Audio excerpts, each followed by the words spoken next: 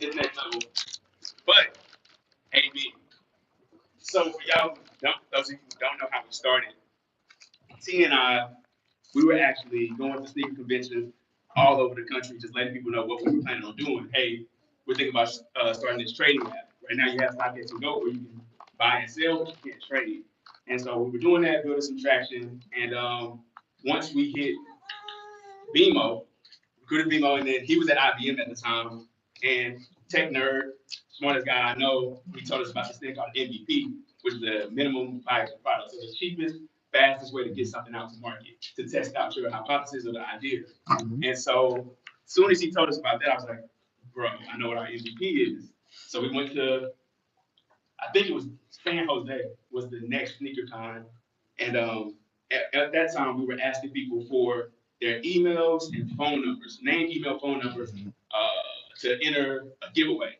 And so they would give us that, but at the time, that wasn't that useful for us. And so when BMO told us about the MVP, I was like, I know how to change it up. And so to enter the giveaway for the shoe, it was like, give us 3 to 5 shoes in your collection that you would be willing to trade. And so we had like, was it like 350 people? I think it was like 350 people entered that giveaway. And so I DM'd every single person and was like, hey, thanks for entering the giveaway. Do you mind sending us 3 to 5 shoes that you're looking for, which would be today our wish list that's in the app. And so we had like maybe 225 people respond to that. But that was the inception of our database. Because now we had what people had in their closet and what they were looking for. Dumped that in a spreadsheet, started cross-referencing, and lo and behold, we started finding matches. I hit beams. I was like, bro, I think it's about to get crazy. So this person in New York wanted what this person in Arizona had, and vice versa. And so we just started DMing, going crazy. Hey, bro, we found somebody who has what you want, wants what you have. Would you be willing to let us middleman that trade? It took some time to get it going, but then we finally got somebody to catch on. And the first trade we did was actually manufactured by us. We found somebody, and then we didn't have the shoe in our inventory. He was a micro influencer. And so we were like, hey, we found the shoe. We didn't find the shoe, we just went on Go. We went on Go, it's like, hey, we found this joint, and he wanted a used pair. And so we just found a used pair on Go, and you know how you have to upload the pictures on Go. And so we just sent him those pictures. It's like, hey, we found it, like, run it. We didn't even get that shoe Go. It didn't pass their authentication, which really worked in our favor, because then I hit him, and I was like, AJ, bro, we got it in, it failed authentication. What you wanted to do? He was like, you know what? Cool, thank you for catching the bait. Keep my shoe until you find another one. Just keep looking. It's like, okay, perfect. Went back to Go. Found another pair, sent him the picture, and he was like, run it. These made it to us. We shipped it to him.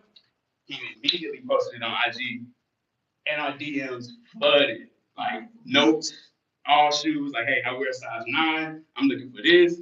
And BMO, being the nerd he is, he was like, guys, y'all don't know how hard it is to get people's data. People are giving it to us in in droves. And so that's when we knew we had something crazy. And so then we started like doing the trades ourselves. That's where AB comes in. So now we get people to send us shoes when we do the trade, and they would send them to my mom's crib. I would take them from my mom's crib to AB's shop called Exclusive Elements. AB, bro, authenticate this for me. Is it real? Is it fake? He would give us a thumbs up, thumbs down. Go to UPS, ship that joint off. Kept doing that, and then that grew into him partnering with us. So, hey, AB, man, it's getting crazy. Can we pay you for every shoe that you authenticate? And so things started getting crazy. He was doing it. He built him into the whole system, and then like the back of his house, the back of the store started getting filled up. So he had his racks of shoes, and then trade block racks started piling up. He's like, D, bro, we gotta do something about this. I was like, all right, give us 2 weeks. 2 weeks turned into like 3 months, but he thugged it out with us. And so, man, you are an integral part of what we have going on, man. Thank you. We love you, bro.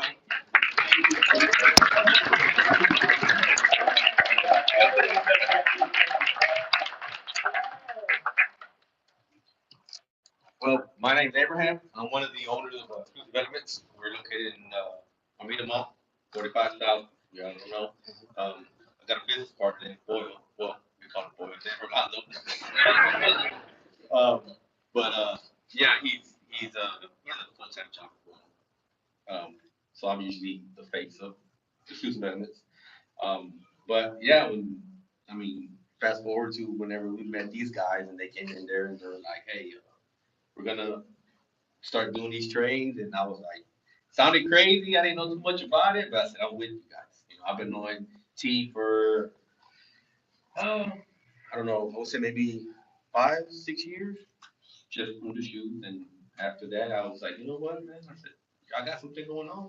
I'm down to help you guys. And like I said, it went from 2, 3 boxes to 10 boxes, to like UPS man walking in with dollies, like shipping. And I'm like, yo, bro, like y'all, I don't know what the heck y'all doing. Feeling it, like I'm like, bro, like it's just like we can't keep up. I'm not gonna lie to you. I mean, I know I told Darren and T a few times, like, bro, like we were staying, the mall closed at 7, so we would close at 7, and then we will stay there till I stayed there a few times about 12, 1 o'clock in the morning. Send the alarm off in the mall because we're walking up, the alarm said so yeah, we were just started trying to authenticate everything, and just kept on growing. And these guys were like, man, like, can you hold on? I was like, yeah, we can keep doing it. We kept doing it for a while, and finally, these guys just figured out, got a facility and or an office, and I ain't gonna lie, I was upset.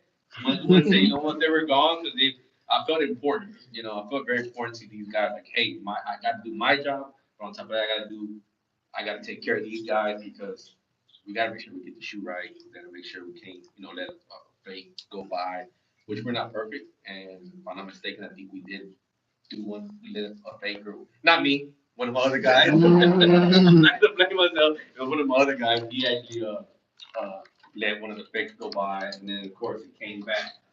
I think it came back, and then I think we ended up like, hey, you need to check it. So then I double checked it, and I was like, yeah. But you remember that one? I remember that one and another one where I had to. He called. Okay. Well, I don't want to derail this. We'll take it. But yeah, like I said, we're not perfect. I'm not perfect. But it was I felt very important to these guys, and I'm super great, excited to be, even was a little part of it. But they're doing the thing, man, and they blew up and took off and Man, give it up for AB. AB, you got one question. Man. Sit down, man. Sit down right there, man. Yeah, hang on. And again, y'all know Ryan. Give it up for Ryan. On the block. And then our final analyst, incredible story. I can spend an hour, but I'll try to spend 30 seconds. Her name is Falasha Day. She is our VP of Engineering. Give it up for Black Girl. She built the checkout card at Nike that 28 million people use a day. She went to Lyft and now she's on the block.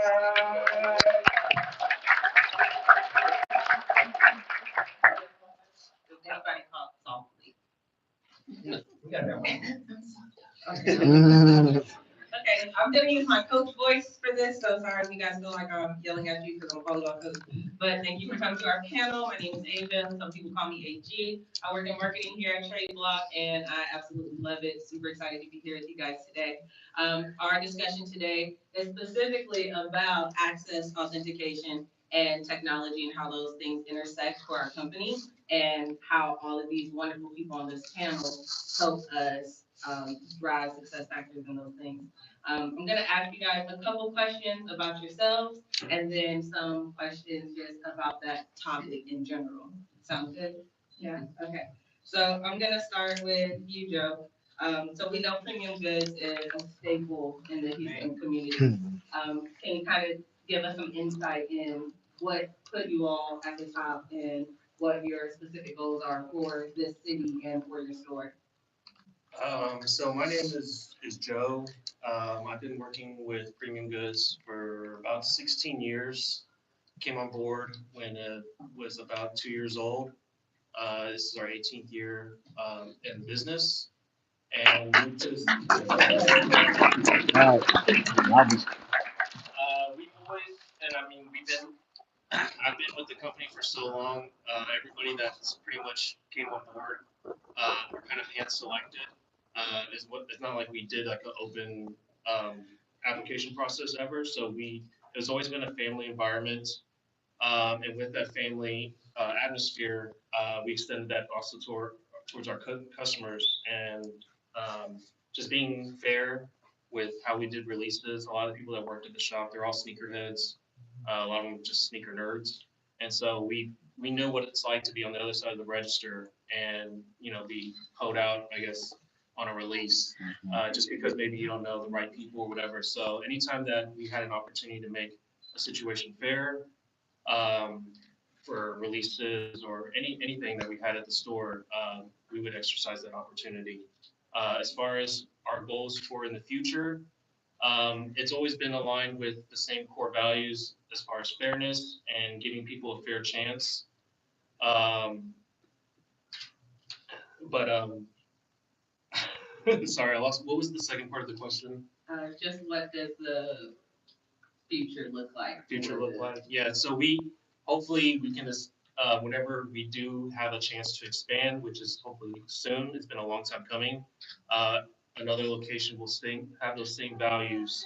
Even though it doesn't have the same pieces that may have been at the original store, we can carry that over to our new location. And then that way, our customers, they trust us. They know that we're not giving them an unfair product. Customer service is definitely very important to us. It's always been high on the totem. And I think that usually rounds out everything what most of our customers are looking for is fairness, authenticity, transparency, and then customer service. That makes sense. I'm gonna follow up with you, AB, since you also have a store here in the city that serves, the Houston area and things like that. What need were you trying to fill when you opened your store? Like, what drove you to do that? I always wanted just to be a businessman since I was, a little kid. My dad, he had businesses before, multiple businesses, and I just always looked up to my dad. And I knew I wanted to own some kind of business. I just didn't know what at one point. And been a sneakerhead since '92. The Jordan 7 Raptors was my very first Jordan, and after that I fell in love. Yeah. So after that, I don't know, I just got in, well, to be honest with you, in 2016, I went to Vegas, seen Urban Necessities. Everybody knows Urban Necessities. Me and Jay were pretty, yeah, we went to his old store, the one that was really small. So, but we've gotten really, really close, and awesome guy. And the time I told my buddy was, man, I'm gonna open up a store one day. And so that was back 2016, and then 2018, decided to say, you know what, I'm gonna go for it. And I did it. Didn't know where it was going. Didn't know what I was gonna do, but I wasn't afraid of it. I wasn't afraid of it. You put that on the t-shirt, y'all. I wasn't afraid to fail. Yeah. Because we don't ever know what we're capable of doing without even trying. And it isn't just not so much of being a reseller like myself or anything. I just tell everybody, I mean, you can try anything from flipping burgers to whatever it is, but do it, try it, you fail, it's not the end of the world. I like that. So with that in mind, I'm gonna come to you, Ms. Solashade. So I think that you have a very interesting perspective, more than likely, about being a Black woman and being in the tech space. And then we know that you previously worked at Nike and now you're here at Trade Block. And what was that experience like? Not only just being a woman and then being a Black woman and then being in tech and being in sneakers, because we know women in the sneaker culture is not always at the top of everyone's list to pay attention to. So how was that experience for you, transitioning from Nike to here and the tech part of it? So I worked at somewhere else in between. Oh, okay. Live. Yeah. Yeah, and live, because I don't know how they treat their ladies, but we just don't. Yeah. The experience was, it's the tech experience, I'll say that, because, so in the whole of engineering at Nike, if you count all of the female engineers, it was probably around, it was just me. I was the only one. And then 2 years later, we got a contract there, Black woman felt. It was super exciting. I was very excited. But I mean, yeah, it is really hard to be in a company that is has been built off the hype of Black people and not having enough Black people there. But they also did listen.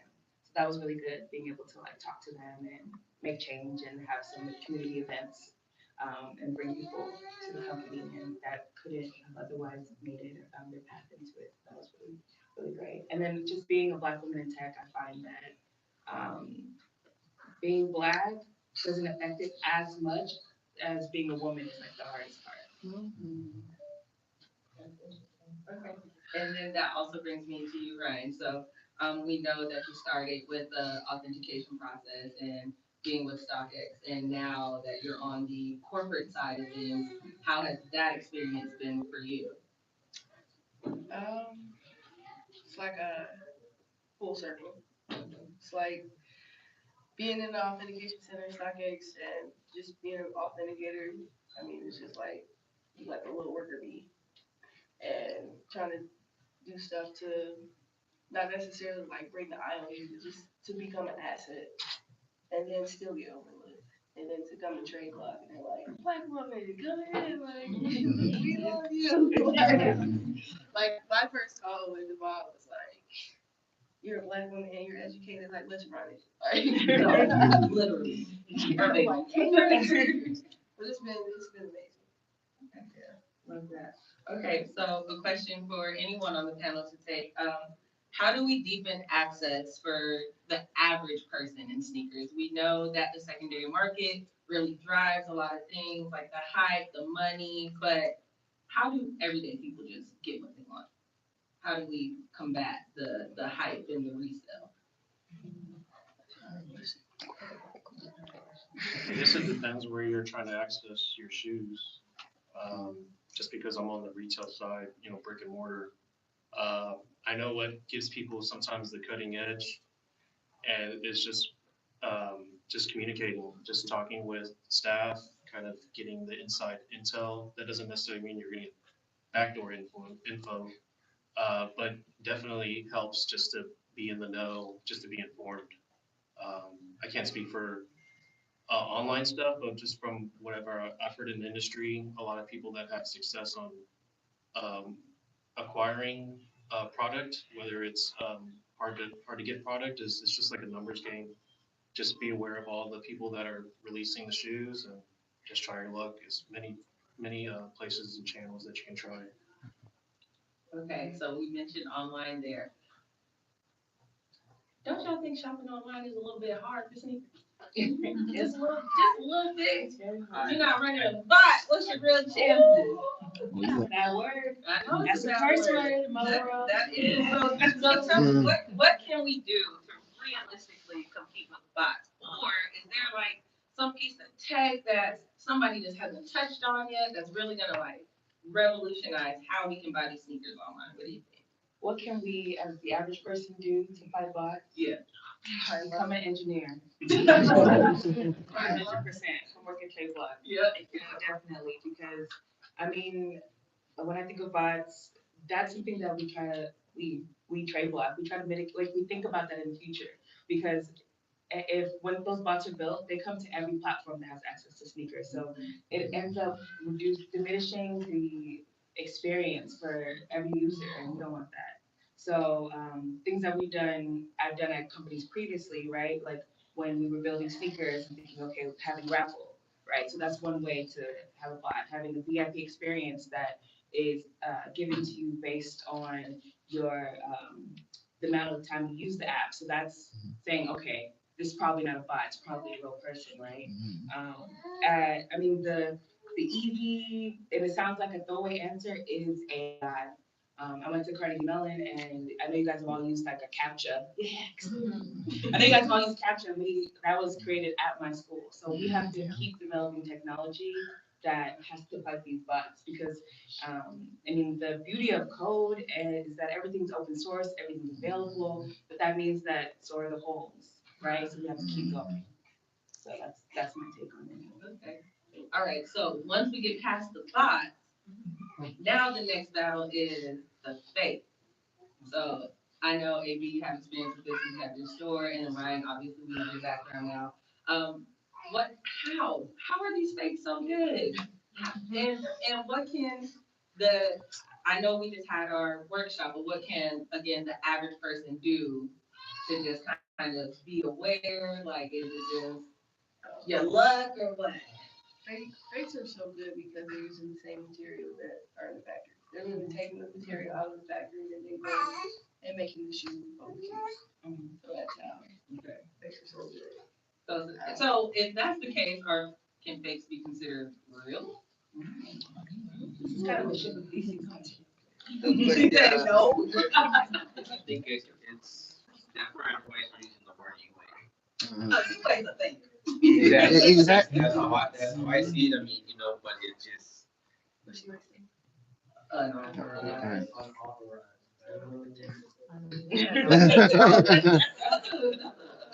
Sneaker, that's an online sneaker thing because, at this point, when we talk about accessibility, and so many people are buying UAs and they're buying things because they can't compete with the bots or they can't hit in-store raffles and things like that. So it's like, are we doing something to ourselves to make us feel like we need to keep up with everybody and that's why we're buying fakes? Like, how do we? You said who was we? Any weeds out there? Something out there. But if you kind of keep abreast of sneaker conversations, especially like on Twitter, and there's a thing like those Manier boards that just were going around, and then the YouTubers were doing videos, and they had completely fake, wrong colored pairs, and like, what do you think is the subconscious? It's the stigma of having to have it first. Like, that you haven't drunk it and I got it. But look at it like this though. So now we have this sneaker market that we've created as a culture. So if I get this shoe 6 months in advance, I control the market. I can post my shoe and say I need 10 bands for this. That's not fair. And that was that old boy caught up. He's caught that Fed charge for selling fake stuff and not sending people shoes out. Yeah. So I don't know. I think that might be a different panel conversation about society and economics and things like that. But to take us back to, sorry. I guess anybody, what's your favorite part about being in sneaker culture? Me personally, I'm a people person, and I love to see my customers walk out of my store happy.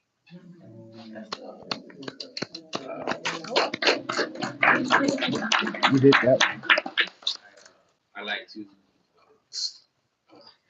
We have, I believe that we have fair prices in our store. So of course, we're a consignment shop, so we have hundreds of consigners. We probably keep at a minimum maybe 4 to 6, maybe 7,000 pairs of shoes. In stock. And we've actually grown since we started with, when we first started with tea and the trade block deal, we were stoked because we had 1,500 pairs. And they were like, damn, bro, you got 1,500 pairs. It's been a while since they've been there, but if they go now, they're gonna be like, damn, we got stuff touching the ceilings, so we have a lot of shoes. I believe we have, like I said, I think in my personal opinion that we have fair prices. So I like to feel that I'm happy putting our prices out, and then our consigners happy because they see their shoe sold, they're making profit, and the customer feels, hey, I didn't get screwed over. So to see everybody happy, that's what I think. The best part of keeping me in the shoe culture. Anybody else? What's your favorite part of being in this community? It's like we're all family. Like when I was speaking to my brother at the airport, he's like, "Yo, you got those?" I'm like, "Yeah, bro. You heard the train block?" He's like, "No, tell me about it." Like it's always welcoming, and I've never had a bad experience either. That's not true. Mhm. But then again, I did work in the office. Yes. Okay, there's no filter. There's none, and then. That's another panel. Yeah, wrong stories all day long, horror stories, and I worked on living. Ooh. God bless Y'all ain't been, y'all know how Galleria gets a little, you. You could have said. that's how limited it works. And you would be surprised, because I'm supposed to be the nice area. She will be proud of that. That's across the street, that's so pretty bright. Okay. So we're gonna open it up for questions. Do you guys have any questions? Okay. Most thorough person. Yes. I have two questions I have one for Joe and I have one for. Yeah, go ahead. I'm gonna ask Joe first. Is the Premium Goods in Brooklyn, is that the same owner? They're two separate owners, so we always consider them like brother and sister kind of store. The owner of the Houston store and the owner of the New York store were good friends. The Houston store owner, Jennifer, we're actually a black female-owned business. Store is owned by, is black owned as well. His name is Clarence Nathan. He started the concept in New York. She was good friends with him at the time. At the time in Houston or in Texas in general, there was no sneaker boutiques. So she wanted to bring that concept, introduce it to the, Southern Houston market, whatever. And obviously it took off. Houston's, even before boutiques, has always been like a sneaker city. And I think like we're one of the, if not the top Jordan selling city in the US. So they still maintain a relationship. The way we strategize our businesses and run them are separate, but we share the name and we still share the same kind of values. You're saying the one in Brooklyn was maybe before the one. Correct, 2 years before. Mhm. So around the 2 year point is when Houston. And you said we're gonna be opening a new Premium Goods. It's gonna be in Houston? That's the plan for another location within Houston. Uh-uh. And for AV, as far as say exclusive element, it's kind of more so like the resale market in general. I see a lot of resale where like Instagram or even say maybe your competition or say the other ones were in Houston or try to think other resale shops, say Shoebox Houston or something like that. What do you say sets your store apart from there? 'Cause I mean, most people kind of charge kind of the same price. Like a lot of people say StockX or goes like a pricing guide. So already they say charge maybe like StockX fees and tax and stuff like that. It's maybe like the price guide as far as like shoes. So like let's say that most people say they go to this like the provider service or like you say you like to make it because of tax packaging and stuff like that. So what do you say sets your business apart from other resale stores or just any shoe business in general? Like what's your objective when you say we go for this weekend? My main thing too behind the whole food development is manage my customer service. If anybody, you guys have been into our store, like you're gonna get greeted, you're gonna get, treated like, anybody, whether you be buying from the dollar menu or you buying the steak 48, we don't judge anybody. So we treat everybody as equally. Of course, me being a big sneakerhead, I'm really heavy on my customer service. So I mean that's pretty much what we really base ourselves on. And I guess that's that around like how long is the Suzo been in the middle? We've actually in September will be 4 years that we've had the storefront.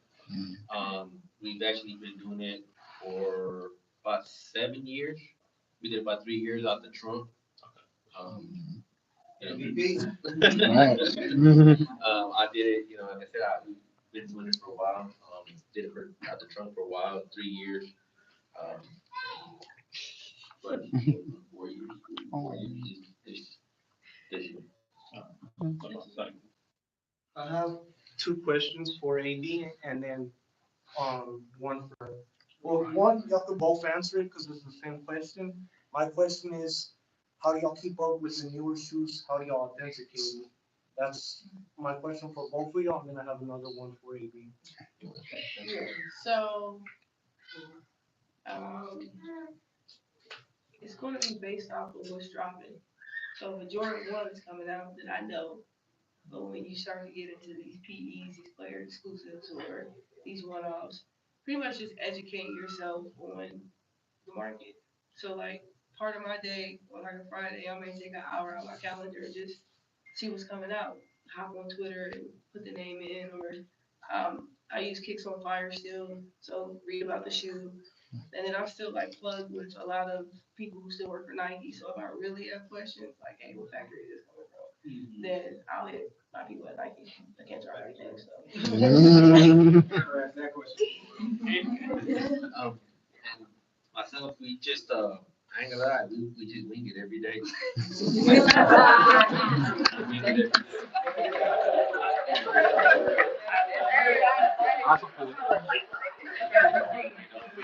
try to, I don't ever want to say that I'm 100% correct authenticator at all times. So if it's something that, I mean, we've had people bring us in like early stuff, and no, cherries, landmarks, no. I hate when they don't bring you the box because that's they box would probably be horrible. That's the quickest giveaway, so they throw away like, oh, why not a box? I just bring the shoes. So stuff like that. But I just, we just try to do our best at authenticating the shoe. If we hit fits early, if it's something that's moving around, I do have a plugged in with a couple of people who give me earlies. Don't pay the high price, but if I know it's gonna be a hot seller, then I usually try to educate my guys as well on that. Or myself, check it out, stitching, everything else. Okay, my second question for you was, when you started off, what did you use, like as far as social media? How did you build up to where you are now? Man, I just used IG. I didn't know anything. I had never been on any social media before, ever.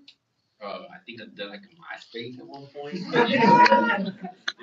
But I didn't even at that point you had to be on a computer. And I'm not gonna lie to you, I was horrible at like computers.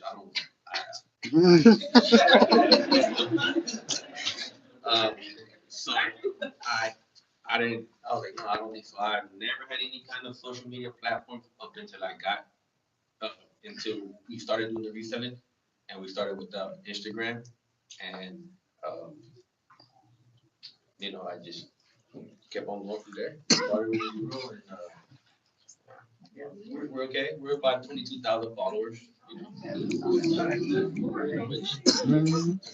was a hard journey. You can go last. Okay. So I have a question for Joe. Big fan of premium, all the neighborhood shirts, like you stay really rooted in community.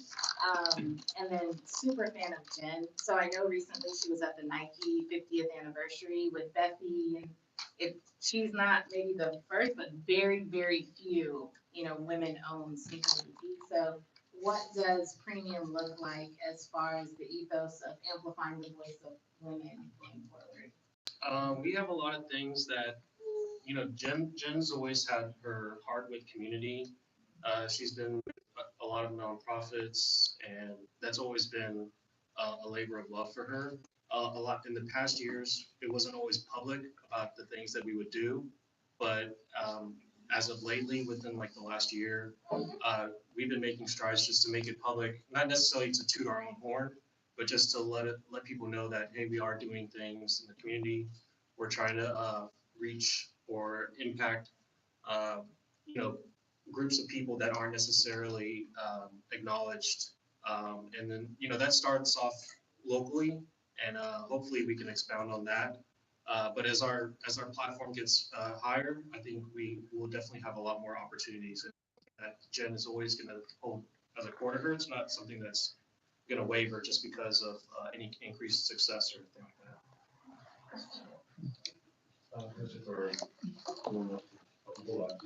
Yes, go That's perfect. Thank So I had a question about that, transitioning from a traditional corporate background and then getting into more of a specific niche field that is shoe retailing, sneaker retailing or sneaker trading. How were you able to make that transition, even though you work hard Nike? So you want to make that transition from, I guess, a traditional to more niche, and then what skills and attributes would you say are important for somebody who trying to get out of the traditional grind, 9 to 5, whatever industry you're sort of getting into, or you're into, and then getting into something more aligned with your passions, per se. That's a good question. Okay, so what was the transition like for me and then how would somebody else get into it? So the transition for me was actually, I think, pretty seamless because I already knew that I wanted to work on a project with a small team, a project that had a small team with a large impact. And so that's kind of what I looked for actually coming out of college. And so that's actually what I got when I was at Nike. So that was so it taught me corporate. And then I decided to go a little bit smaller because I still wanted healthcare, not too small. And I went to a rideshare startup that was lit and that grew, and then we IPO'd, so I was able to have that kind of startup experience, like mid to large. And then I decided to trust God, to be honest. And then I just was walking past the office, and it turned out there was an opportunity inside that I liked. And so I think when you are passionate about what you're working on, then you don't really have to think too much about like how to transition. Because one thing that I do say a lot, because in my field, it's engineering, really the end goal is what motivates you every day. Because if I'm building a to-do list app for Nazis, that doesn't excite me. But if I'm building a checklist of all the shoes that I want to buy today, right? The engineering doesn't change too much, but it really does. You need it functional, you need it scalable, you need to put AWS and make sure it's all around the world, all that stuff, easy. So we have to do that, but making sure that you're actually doing something that's aligned with your passion is it's really easy. I hope I was clear. Yes, you can ask me a question. So mine kind of dovetails off the past. So going back to you, Joe. So anybody that knows me knows that like I adore my mom. So she raised my single mom. She's amazing, and my aunts as well. So Black women are my jazz. You know what I mean? And so I didn't, to be honest, I knew of you, but I didn't know the longevity of how long you've been pretty good. So I'm curious as to how much Jen being there impacts you being like your longevity. Like her being who she is, does that have any impact on Ryan? You could tell she cared about not just myself when I was there on the clock, but also anytime that I needed help or assistance in any situation, off the clock, she was always willing to help. So she really wanted to be a support system. And I saw this whenever people after me that were hired as well. And so that was something that I always appreciated. She just seemed very genuine. And I think that mentality, you know, spurred off onto me. And also that's just something that I felt like it was necessary to make sure that for everybody going forward or whatever we did, that we were in line with those practices. So Jennifer definitely, her personality and her drive and everything that she's established, it definitely has laid a foundation for what Premium is and who we will be going forward. And I got one philosophy. Thanks for that. Yeah, no problem. Kind of stand on the same thing, like Black female empowerment. You're amazing. I say this all the time. And sticking with the theme of access, to me, a part of access is exposure, right? Like, so one of the things, again, personal story, like I didn't learn about the tech space, startups, Silicon Valley. I didn't know any of that until 2017. I didn't know any of this existed until 2017, right? So I wasn't just the environment, how I grew up and everything. I wasn't exposed to it, right? And so when I think of like a wonderful woman like yourself, like it's a lot of little Black girls and boys that don't have exposure to you or access to you. You know what I'm saying? So like you kind of being an advocate for black engineers, that computer science, all of those things. What are you doing personally to kind of create the access and exposure for our kids? That's a great question. Thank you so much for holding me accountable. So things that I have done in the past, I have had a scholarship for helping people of color get into their internship because for my first internship, my school was in Pittsburgh and I got an internship with AMD in Texas and I couldn't afford to get to my internship and that's a horrible reason not to have a job. So I had a scholarship a couple years for 2 years and that's working at Nike. I helped throw their first hackathon actually. And we won a World Nike Award for it. But yeah, so making sure that people of color are there, making sure women are there. I had kids bust into Nike to see engineers, to see us work, to see the excitement, to kind of show some of the technology. That's something I've done. This year, Trade Block is having a scholarship this summer. Yes, and I'm also, we are. And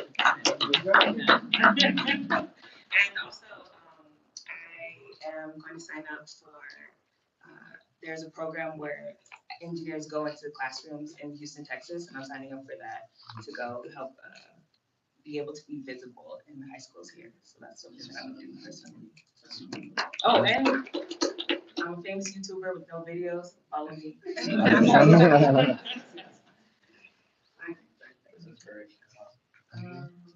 have a question. Yes. Something I think often about is like equity, right? And like folks profiting off of like Black bodies and Black dollars. And I think about the sneaker space being this like billions of dollar industry. 79. Thank you. 79 billion with the B. Okay. This $79 billion industry. And so I'm thinking about like how do we, I guess, the future of like sneakers and the future of this space, like how do we leverage, right, like our work, our labor, our effort, and how do we make, I guess, it more accessible so that people can not necessarily be like consumers, but be like owners and like actually create wealth through maybe sneakers or like through this culture that we often get really taken advantage of. So I'm just thinking about how do we really make it more equitable and fair for Black folks to really be the owners and like build the wealth that has been taken from us for many years. Yeah, trademark. Right? Can I say a funny story or something? I don't have to answer the question.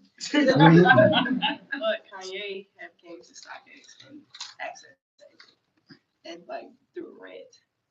And it's recorded, but we can't release it. But no, I don't. That's a great question. No idea. Can you give us like a snippet of what the rant was?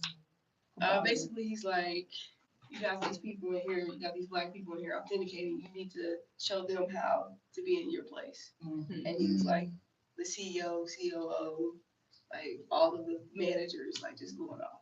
Yeah, like, why are these Black people, like, why are you not teaching them? Why are you not developing them? Why are they just authenticating?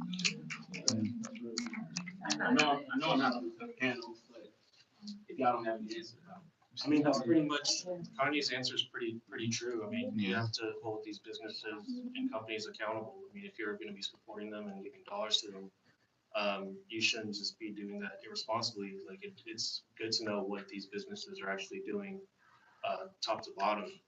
And, you know, just hold them accountable. Like, are they really putting their money where their mouth is? You know, it's like the trend now to be woke or whatever, but some companies are doing it because it's a trend right now, but just see what they're doing, you know, in the future. Yeah, and I would say, yeah, making sure you're actually putting your time and your resources to these type of things. I know, for example, most companies, not most companies, let me not say that. Most companies in Silicon Valley only recruit from 3 schools.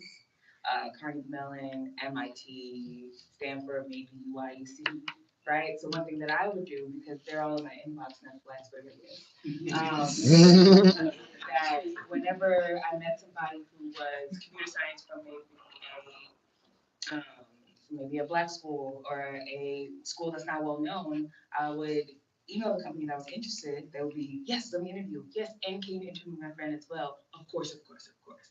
So how do we make it equitable? You have to be creative, and you can't just wait for an idea to just show up. That's one thing that I would say. That's good. Darren? Oh, that's right. Yeah, those, I agree with all of that.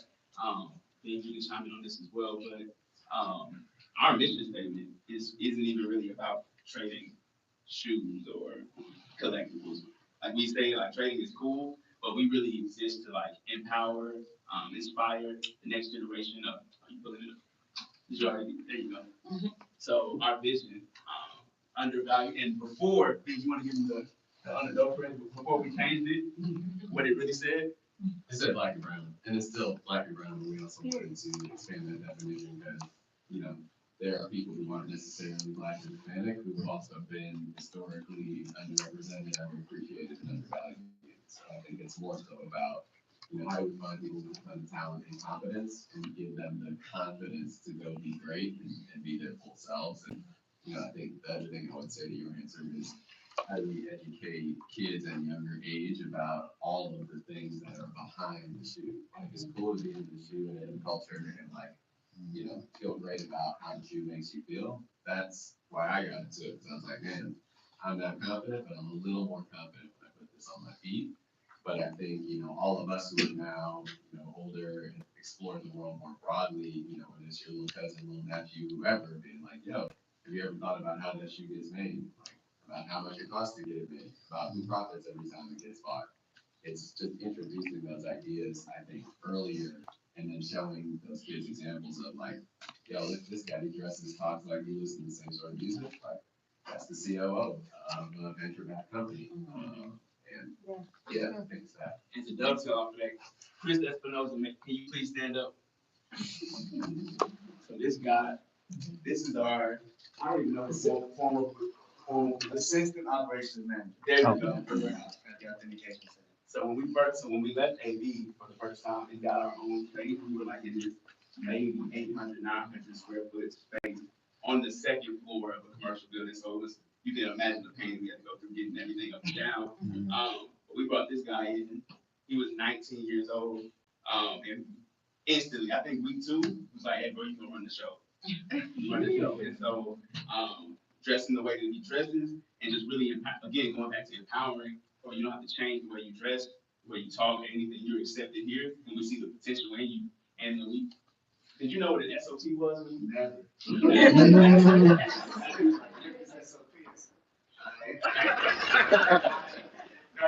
Writing standard operating procedures for our business. You know what I mean? And so, again, going back to access and exposure, historically, we know we have the goods, like the heart, the work ethic, it's all there, right? And so, the more we can do to expose ourselves and the people, like the philosophy, I can't write a line of code, but anywhere I go, I tell people about this person. Monique, she doesn't work for us, but she's amazing as well. Phenomenal black female. I tell people about her anywhere I go if it just pops in my head. And so the more we can do that and echo and just create this echo chamber of like just love and empowerment, man, it's amazing. And I'm super proud of you, brother. Happy belated birthday. Okay,